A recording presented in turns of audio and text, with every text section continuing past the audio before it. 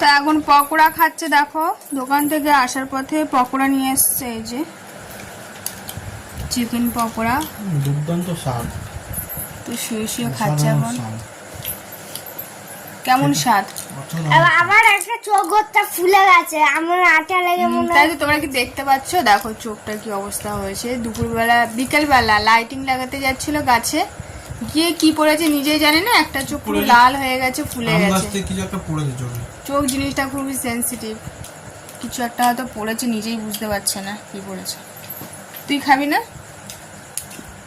হ্যাঁ, আজকে পেটটা ভারী আছে, ওর জন্য খাবে না বলছে। ঠিক আছে, এর আন্টির বাড়িতে আজকে চাউমিন খেয়েছে, আন্টি আজকে চাউমিন করে খাইয়েছে। কাউকে খেতে বলতে পারবো না, এখানে আছে, খেলে টপ করে একটা নিয়ে খেতে হবে। এই যে আমি যেরকম একটা নিয়েছি, এই যে খেতে হবে টপ করে নিয়ে।